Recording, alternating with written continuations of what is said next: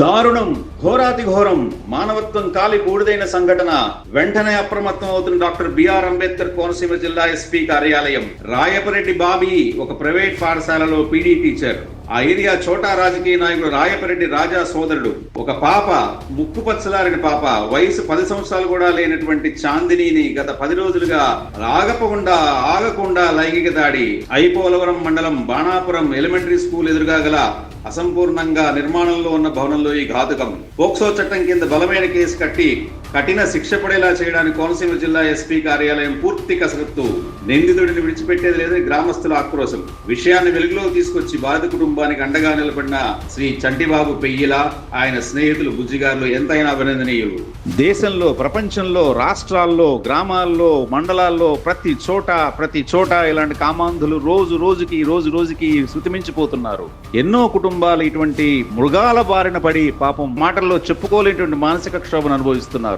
పోలీసులు ఎంత కఠినంగా వ్యవహరించినప్పటికీ కూడా ఇటువంటి మృగాలు మారట్లేదు. దుబాయ్ లాంటి శిక్షలు మన దేశంలో కూడా అమలైతే తప్పిస్తే ఇటువంటి వారిని నిలువరింపలేదనేది చూస్తున్నటువంటి ప్రజల అభిప్రాయం. ఈ ఉదంతాన్ని వెలుగులోకి తీసుకొచ్చిన వాస్తు సిద్ధాంత ఆధ్వర్యంలో ప్రస్తుతం అమలాపురం కోనసీమ జిల్లా ఎస్పీ కార్యాలయంలో చిన్నారిని విచారిస్తున్న జిల్లా ఎస్పీ రాహుల్ గారు స్వయంగా ఎస్పీ గారి కేసు విచారిస్తుండటంతో చిన్నారికి తగిన న్యాయం జరుగుతుందని, ఆ నిందితుడికి శిక్ష పడుతున్నటువంటి ఆశ వీళ్లలో చాలా స్పష్టంగా కనిపిస్తోంది. కొసమెరపు ఏంటంటే నిందితుడు సాక్షాత్తు అధికారంలో ఉన్నటువంటి జనసేన పార్టీకి సంబంధించిన వ్యక్తిగా గుర్తించినటువంటి స్థానికులు.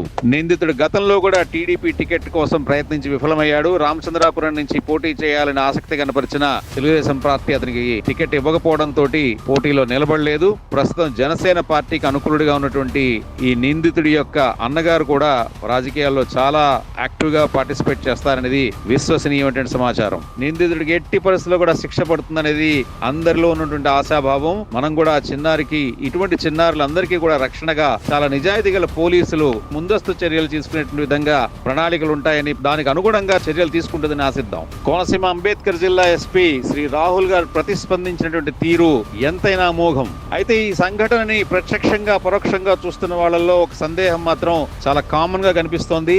అది నిందితుడు కొకెయిన్ కి అలవాటు పడ్డట్టుగా అందరూ చెప్తున్నారు.